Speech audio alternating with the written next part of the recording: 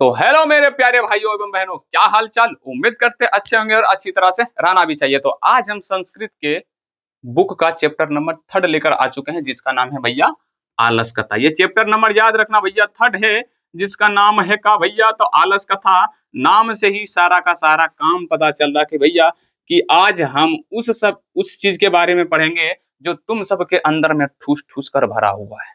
समझे कि नहीं। चैप्टर नंबर 3 जिसका नाम है आलस कथा, मतलब आलसी की कहानी। आलस किसको बोलते हैं? अपना गांव घर में उसको पता है कोची बोलता है? कोढ़िया। क्या बोलता है? कोढ़िया। जो कोई काम उम नहीं करता, दिन रात मोबाइल पर रील देखेगा, पढ़ाई उड़ाई छोड़कर आराम से रील स्क्रॉल कर रहा है। मास्टर का वीडियो आया, रे मास्टर का वीडियो आया, आलस कथा कर रहा है, जल्दी भगाओ नहीं तो पढ़ना पड़ेगा। ये सब कर करके जो जिंदगी बिताता है उसी को आलस कहते हैं। मतलब परफेक्टली आज किस पर वीडियो है? आप सभी भाइयों एवं बहनों पे ये परफेक्ट वीडियो, ठीक ना। तो आज की क्लास में हम आलस कथा पढ़ने वाले। संस्कृत का चैप्टर नंबर 3 है। और भैया ये आलस कथा का लेखक कौन है? थोड़ा सा तुम सबके बारे में कौन बोले थे? अच्छा तो हम बोले, तुम सबका अभी लेखक हम ही हैं, दूसरा कोई नहीं हो सकता है। लेकिन हाँ, ऑब्जेक्टिव में पूछेगा, मतलब बुक में ऑब्जेक्टिव पूछेगा आलस कथा में कि भैया आलस कथा का लेखक कौन है। तो याद रखना भैया, लेखक कौन है भैया? तो विद्यापति जी। और ये मैथिली के कवि हैं, मतलब ये मैथिली भाषा के कवि हैं। लेकिन आलस कथा इसको इतना अच्छा लगा कि संस्कृत में लिख दिया ताकि पूरा भारत समझे, तुम सबको भी समझाने के लिए, ठीक है। तो यहाँ आलस कथा का लेखक कौन है भैया? विद्यापति जी। ये कहाँ के कवि है? तो याद रखना मैथिली के। और ये किस ग्रंथ से है संकलित है? मतलब ये जो है पूछेगा कि आलस कथा किस ग्रंथ से लिया गया है, तो याद रखना पुरुष परीक्षा ग्रंथ से। पुरुष परीक्षा ग्रंथ मतलब ये को बहुत बड़ा ग्रंथ है, जिकरा में थोड़ा सा आलस के बारे में चर्चा किया गया, तो उसी को लिखे हैं विद्यापति जी, ठीक है। आलस कथा कहाँ से लिया गया? पुरुष परीक्षा ग्रंथ से। लेखक कौन है? विद्यापति जी। कहाँ कवि है? तो मैथिली के कवि है, ठीक है। अब भैया देखो, इस कहानी में हम किसका वर्णन किया था? हम पहले ही बोल दिया कि इस तुम सबका है। अरे भैया ना, कुछ कुछ अच्छे बच्चे होंगे जिसको बुरा लग जाएगा। अरे ना रे, जो बढ़िया से पढ़ रहा है, जो बढ़िया से घर का काम कर रहा है, खेल कूद रहा है, मोबाइल ज्यादा नहीं देख रहा है, ज्यादा टाइम पास नहीं कर रहा, तो उसके लिए ये थोड़ी ना, वो तो बहुत अच्छा बच्चा है, वो एग्जाम के लिए पढ़ रहा है कि भैया हमको एग्जाम में कैसे नंबर लाना, कैसे पढ़ना। लेकिन जो है उसको देख लो भैया कि आलस क्या है। तो भैया कवि जो है आलस को याद रखना क्या मानते हैं? तो याद रखना भैया शत्रु। क्या मानते हैं? शत्रु। यानी कि हमारे जीवन का, मतलब पूरा जीवन में सबसे बड़ा अगर हमारा कोई दुश्मन है तो याद रखना वो आलस है। क्योंकि आलस जिस व्यक्ति और जिस इंसान के पास होगा, जैसे कि तुम सब भी अपना घर घर में देखे होगे, जिस घर का व्यक्ति काम नहीं करता, चाहे जैसे कि तुम ही सब होगा, जो जैसे मान लो घर का काम नहीं करेगा, ना तो पढ़ेगा ना तो घर का काम करेगा, तो उसका ना तो दोस्त कोई अच्छा होगा, दोस्त भी उसको गाली देता होगा। उसका घर में तो भैया छोड़ो ही, मतलब मम्मी तो एक स्पेशल होगी, उसको परफेक्टली गाली देती है कि सांझ सांझ के उधर से आया तो बढ़िया से गाली दे देगी, उसके बाद परोस के बोलेगी ले खा ले। माँ तो माँ ही होती है, उसका बात तो खत्म करो। तो आलस जी मतलब मनुष्य का, पूछेगा आलस मनुष्य का क्या है, तो याद रखना सबसे बड़ा शत्रु है। जिसके पास आलस होता है, ना तो उसका कोई दोस्त हो सकता है, ना ही उसका परिवार। वो हर जगह से ठोकरे खाता है, हर जगह से गाली सुनता है। कौन लोग? तो याद रखना आलसी लोग। उसका कोई परफेक्ट दोस्त भी नहीं होगा, दोस्त भी होगा तो एकदम भर पेट गल जाता होगा। और माँ बाप तो उसका घर में भी कोई इज्जत नहीं होता, कोई भी इज्जत प्रतिष्ठा नहीं होता। किस व्यक्ति का? आलस व्यक्ति का। याद रखना आलस नहीं बनना है। आलस बनोगे तो गाली सुनोगे, हर जगह से ठोकर खाओगे। पता चले जीवन में और आगे आगे तो कोई नया नया मिलेगा तो वो तो और ठोकर खा के ले जाएगी तुमको। समझ में आएगा ना। तो यहाँ से पूछेगा कि आलस कथा में किसका वर्णन किया गया, तो भैया याद रखना आलसी लोगों का, चाहे आलस का। आलस को कभी क्या मानते हैं? तो याद रखना शत्रु। आलस को सबसे बड़ा शत्रु मानते हैं, ठीक है। यहाँ पर लिख दिया वर्णन, इसमें आलस कथा में किसका वर्णन किया गया? तो या आलस का वर्णन किया गया। आलस को सबसे बड़ा शत्रु मानते हैं कवि, ठीक है। क्लियर। और आलस आने से क्या होता है? तो उसका घर परिवार सब, ठीक है। अब इसमें थोड़ा सा अभी आगे जाने से पहले नंबर यहाँ से क्वेश्चन पूछेगा कि आलस कथा से आपको क्या शिक्षा मिलती है। तो पहले आलस वाला पूरा कहानी पढ़ लेते हैं, उसके बाद आते हैं। अब देखो, ये आलस जो कथा है, ये कहानी कहाँ से प्रेरित होकर लिखे हैं विद्यापति जी? तो याद रखना एक मैथिली में कवि थे, मैथिली का राजा थे, यानी कि मंत्री थे, मैथिली के मंत्री थे। मतलब जहाँ जो मतलब विद्यापति जी के घर था ना, वहीं मैथिली में एक मंत्री था जिसका नाम था वीरेश्वर। क्या नाम था? वीरेश्वर। ये बहुत ही अमीर थे, प्लस में दयालु और दानशील भी थे। मतलब जो वीरेश्वर जी थे वो कहाँ के मंत्री थे? तो याद रखना मैथिली के। यहाँ से कहानी स्टार्ट होता है। ये तो पूरा वर्णन के भैया थी कवि उवि के, कविता उविता के बारे, सॉरी कवि उवि के बारे में। अब कहानी यहाँ से स्टार्ट होता है।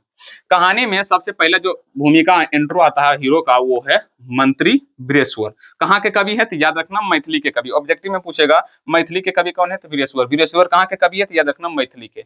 ये पेशे से क्या तो याद रखना दयालु और दानशील है। सॉरी मतलब ये क्या, इसका नेचर कैसा है तो दयालु और दानशील है। मतलब ये बहुत काइंडनेस है, मतलब किसी पर भी माया दया आ जाता है इनको। और दानशील मतलब ये बहुत दान उन करते थे। किसको दान करते थे तो याद रखना अनाथ और आलस लोग का। अनाथ और आलसी लोग का, आलसी लोगों को। अब देखो बोलेगा सर जी आलसी लोगों को ये दान काहे करते थे। देखो भैया हम जो अपना भाषा में बोलते हैं कोढ़िया, जो कोई काम नहीं करता, वो भी एक आलसी है। एक आलसी और होता जो रियल में होता है, जो ये घर में जो तुम कर रहे हो ये तो कोढ़िया वाला आलसी है। ये तो आलसी नहीं कहलाता है, ये जानबूझकर तुम कर रहे हो, ये आलस है।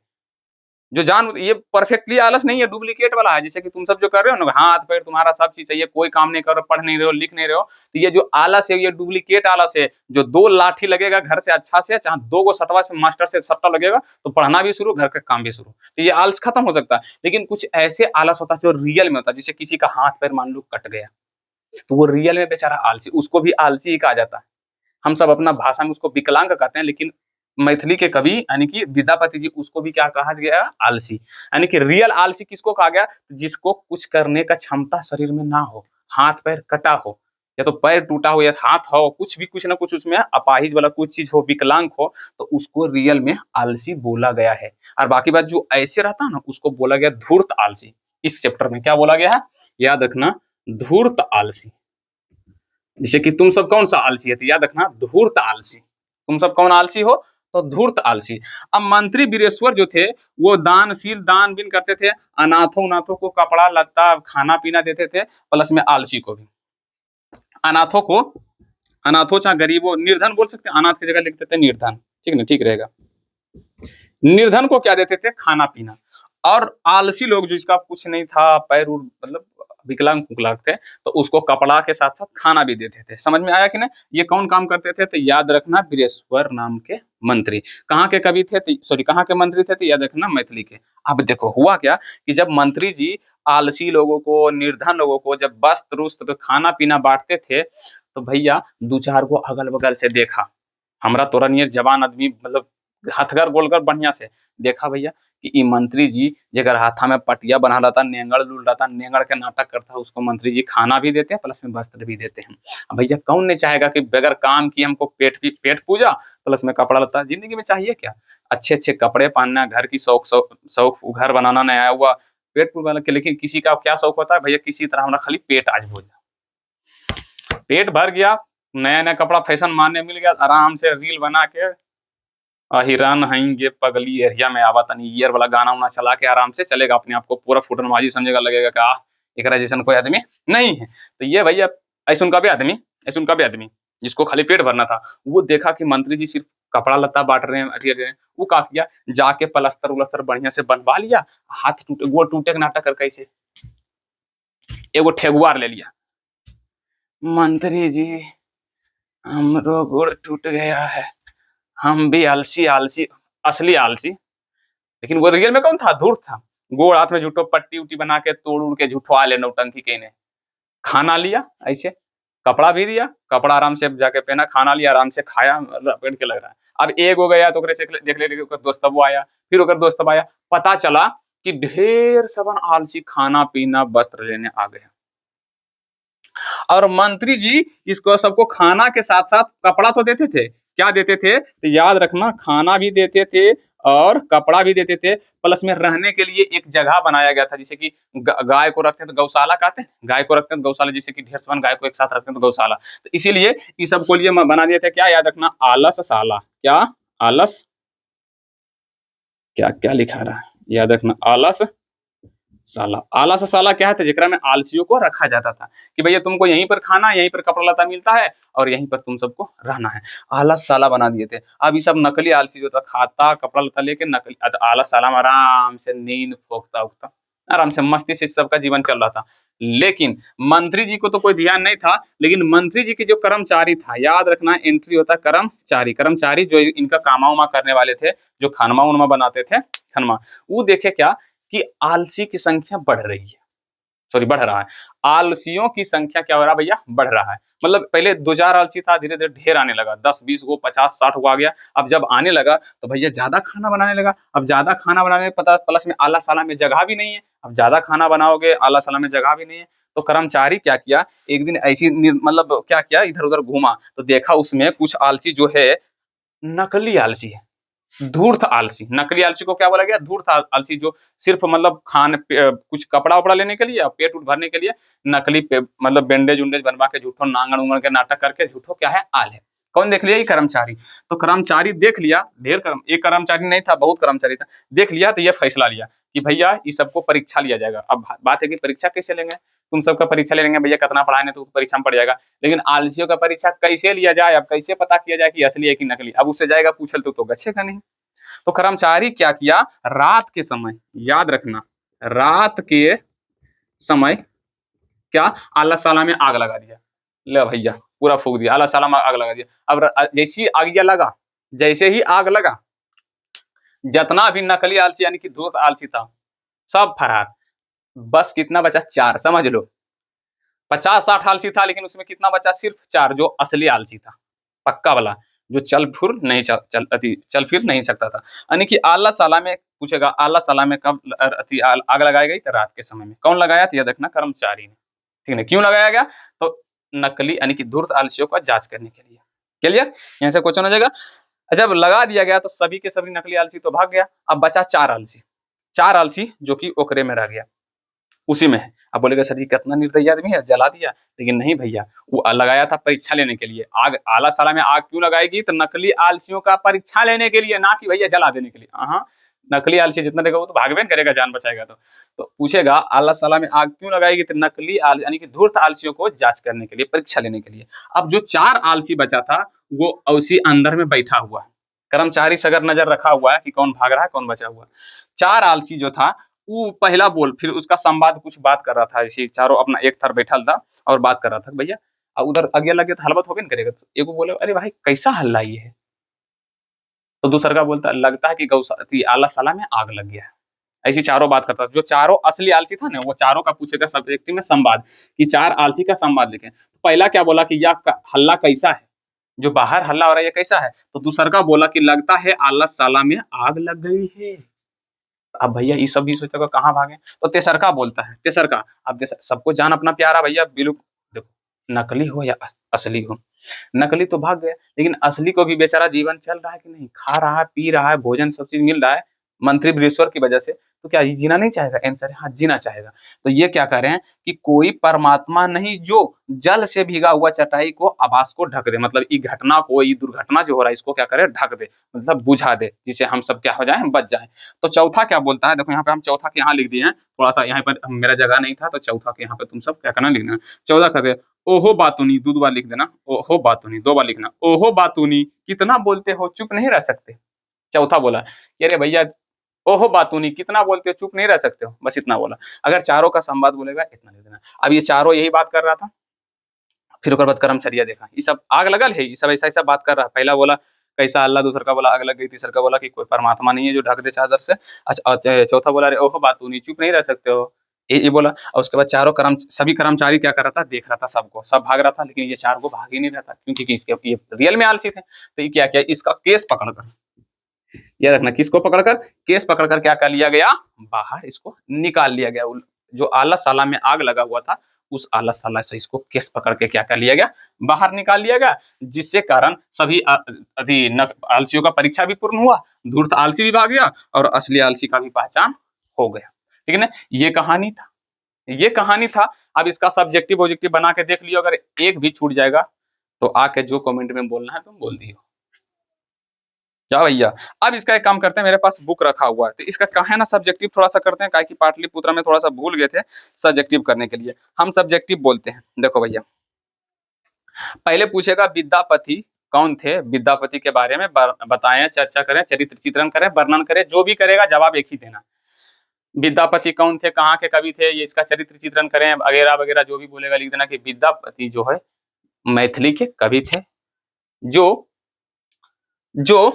एकदम दयालु और दयानशील थे, जो निर्धन को खाना तथा आलसियों को वस्त्र और खाना देते थे। ये लिख देना बिदेश्वर के बारे में। चरित्र चित्रण भी बोलेगा तो भी लिख देना, कहाँ के थे तो ये तो लिख देना है, सब लिख देना है कि नहीं। उसके बाद अगला क्वेश्चन है कि आलसशाला में आग लगने पर क्या हुआ। तो आलसशाला में आग लगने पर नकलियों आलसियों का पहचान हुआ और नकली आलसी भाग गया। ऐसे भी लिख सकता है, आलसशाला में आग लगाने पर धूर्त आलसी क्या हुआ, भाग गया, और असली आलसियों का पहचान हुआ, जिसे केस पकड़कर बाहर निकाल लिया गया। लिख देना है, कोई दिक्कत नहीं, खुद से जवाब देना है। अब उसके बाद आलस कथा पाठ में वास्तविक आलसियों की पहचान कैसे हुई। पूछ रहा आलसशाला में वास्तविक यानी कि चारों का पहचान कैसे हुआ। तो आलसशाला में आग लगाने से। तो लिखना है आलसशाला में आग लगाने से वास्तविक आलसियों का पहचान हुई, जिसकी संख्या 4 थी, यही लिख देना है। उसके बाद अगला पूछ रहा है कि आलसशाला के कर्मियों ने आलसियों की परीक्षा क्यों ली। भैया ये कोई बात हुआ, आलसशाला के कर्मचारी मतलब जो कर्मचारी ने आलसशाला में आलसियों का परीक्षा क्यों लिया। क्योंकि आलसशाला में बहुत सारे धूर्त आलसी आ गए थे, जिसके कारण कर्मचारियों को रात के समय में आलसशाला में आग लगाकर नकली आलसी यानी कि धूर्त आलसी को परीक्षा लेना पड़ा। बस अगला क्वेश्चन लिखो, आलसशाला में आग क्यों लगाई गई। धूर्त आलसियों का पहचान करने के लिए, असली आलसी का पहचान करने के लिए। जो लिखना लिख देना। अरे भैया इसको भी पहचान किया, अरे नकली का भी पहचान किया गया और असली का भी पहचान। अच्छा ठीक है, तुम यही लिख देना कि आलसशाला में आग क्यों लगाई गई, तो लिख देना असली आलसियों का पहचान करने के लिए और धूर्त को भगाने के लिए। बस लिख देना, जैसे मर्जी लिख देना, लेकिन गलती कोई नहीं है, पहले बोल देता हूँ।